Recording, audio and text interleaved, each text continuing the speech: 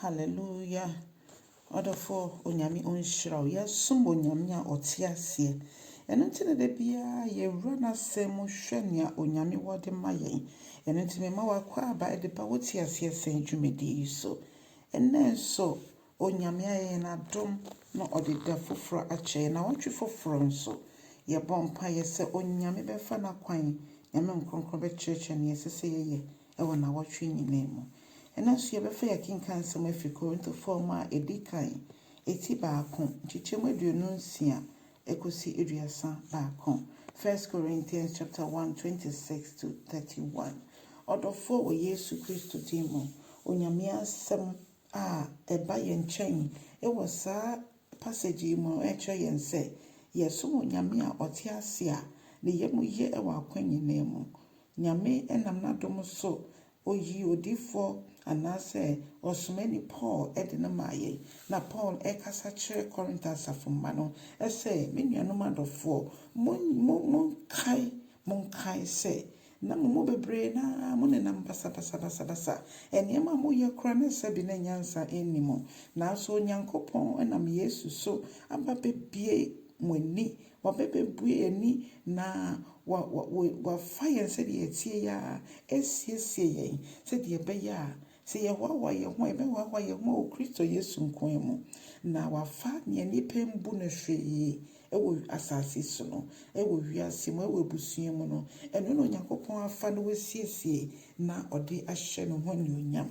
Enti mene wo yɛkae bibia na yɛnam, mene wo yɛkae abrabɔ a na yɛwɔ mu na Onyankopɔn ɛnam Yesu Kristo so aba bɛwɔ agye yɛn nkwa na yɛte saa nsɛm no yɛgyidiiɛ na yɛfa Yesu Kristo sɛ yɛwurade na yɛkra agye nkwa. Ɛba ne saa no Onyankopɔn ɛsesa yɛn tebea. Yesu wɔbɛwu ɛde asesa mene wo yɛn tebea. Ɛno nti nanka ebusua yɛbɔ din a yɛmbɔ yɛn din ɛnka ho.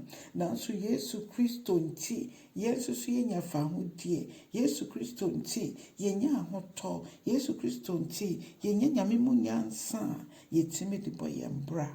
Ɔdɔfoɔ Onyankopɔn saa na wayɛ mene wo. Nti mebisa sɛ woyɛ hwan? Wokɛre wo ho ehu sɛ woyɛ hwan?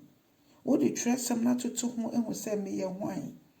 Ɔse wafa yɛn ɛna wɔsiesie yɛn no de ahyɛ wiase ani wuo. Ebia na wo sukuu kora wankɔ bi. Ebia na wokɔ bi so a wankɔdu baabi a. Ebia na wamba wo ho mmɔden ɛwɔ hɔ. Nanso ɛbidodo wafa Kristo Yesu yi ɛnka akyire. Ɔse dane bibia ama no na ɔno ankasa ɔnyɛ deɛ ɔpɛ. Dane bibia ama no na nea ɛwɔ yɛ mu a ɛnhyɛ no anuonyam bia no ɔnsesa no ɛmfa nhyɛ ne din kronkron anuonyam. Yɛnkae sɛ nyansa mfiti aseɛ ɛne Onyankopɔn suro.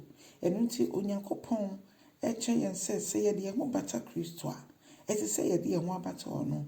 Ɛfiri sɛ ɔno no na ɛte, ɔno no na ɛwɔ hɔ, ɔno na ɛbɔ mu yɛ adeɛ nyinaa. Na Bible sɛ yɛnkwati Yesu anyɛ biribi a Onyankopɔn yɛyɛ.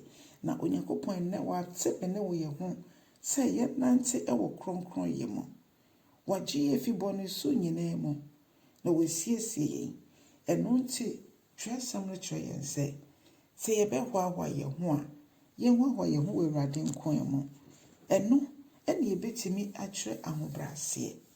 Ɛsiane sɛ Kristo te obi mu a ɔbɛbrɛ ne ho ase sɛdeɛ ɛbɛyɛ Onyankopɔn ankasa ɛbɛpagya no. Na wɔtwe yi mu ɛnnɛ yi mu mempaebɔ nyinaa ne sɛ yɛbɛma kwan ma Onyame ankasa akyerɛkyerɛ nea ɛsɛ sɛ yɛyɛ a ɛbɛhyɛ no anuonyam. Yɛmfa yɛnkasa yɛpɛ ɛnyɛ biribi a yɛyɛ na mmom no yɛtena Awurade mu. Ɛno nti menam saa akwanya yi so ɛto nsa frɛ wo ɛwɔ samabrɛ yi mu ɛde ba ambassadors yɛmpaebɔ dwumadie yi so. Na wɔtwe yi mu yɛtu asi hɔ ɛwɔ akɔmkyerɛ ne mpaebɔ mu. Na meto nsa frɛ wo sɛ wo ne yɛn nyinaa bɛbɔ mu abɔ mpaeɛ tie Nyame asɛm. Yɛasɔfoɔ mpanimfoɔ bebree, agyidifoɔ bebree ɛna ɛbɛka yɛn ho ma yɛabɔ mpaeɛ. Na menim sɛ sama yi wo ma ne nkɔkwa wobɛtwerɛ Nyame anim mpaebɔ ne akɔmkyerɛ mu. August brɛ wo ma ne ntwam nkɔkwa wobɛhwehwɛ Nyame anim na nyame nam so atrɛ ahyia mu na te sɛ Isaka mmarima no na ɔmo suade abusua ketewa na mo nso ɔmo hwɛ ɔmo ho so yie sanse na ɛbrɛ ne da a yɛwɔ mu no ɛnyɛ bere pa nti nyame ka yɛ nyinaa yɛ ho o Yesu din mu bye bye.